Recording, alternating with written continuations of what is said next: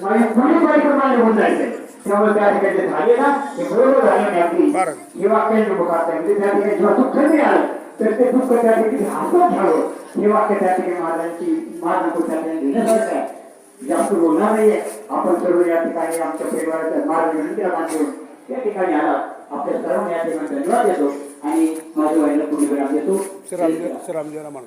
श्रीराम जय राम सगळे ठेव नाही पाठीमागे श्रीराम जय राम जय जय राम श्रीराम जय राम जय जय राम श्रीराम जय राम जय जय राम श्रीराम जय राम जय जय राम श्रीराम जय राम जय जय राम